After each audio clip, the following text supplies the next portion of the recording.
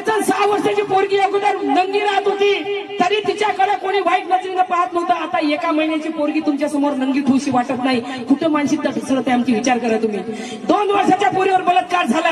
2 वर्षाच्या पोरीवर फाशी द्या, फाशी द्या, फाशी द्या. कसं सरकार फाशी देईल? हे मोदी सरकार फाशी देईल का? मी तर म्हणतो इमानदारीच्यानं त्या बलात्कार करणाऱ्याला सांगतो, कोण्या पोरीवर कोण्या माय बहिणीवर बलात्कार केल्यापेक्षा ना या देशाचा मुख्यमंत्री जो आहे ना देवेंद्र फडणवीस, त्याची बायकोला माल बनवून फिरते, त्या बायकोवर बलात्कार करणं. लय मोठी माल बनवून फिरते ह्या हिरो संघ त्या हिरो संघ. या गरीबाच्या लेकरावर केल्यापेक्षा त्या मालावर करणं म्हणा चांगला बलात्कार आहे की नाही? तेव्हा त्याने समजत. यायले काय माहिती, यायले काय माहिती माय बहिणीवर बलात्कार झाला तेव्हा दुःख काय होते. 2 वर्षाच्या पोरीवर बलात्कार केला, त्याने फाशी द्या, फाशी द्या. कसं मोदी सरकार फाशी देईल? जर फाशी दिली तर त्यांचं वोट बँक आहे, त्यांचे वोट कमी होतील, त्यांचे माणसं निवडून येत नाही. पण मी सांगतो, मी आव्हान करतो या स्टेजवर, जो बलात्कार करणार आहे तो डोकं कापून आणून, मान कापून आणून, गर्दन कापून आणून.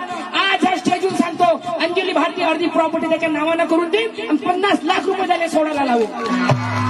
सोय कोणी कापून आणत आणि नाही तुमच्याकडून गर्दन कापणं झाली बलात्काराची तर एक काम करा रे तुम्ही, बाबासाहेबाचे लेकरा मरदा तुम्ही. जर त्याची गर्दन कापणं नाही झाली ना, ज्यानं त्यानं बलात्कार केला ना त्याचं सामानच कापून टाका.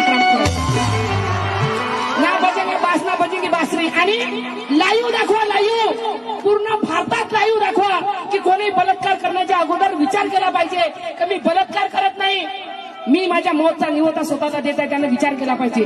असं ज्या दिवशी कराल ना तुम्ही इमानदारीच्या बलात्कार कोणी माय बहिणीवर अन्याय अत्याचार होणार नाही.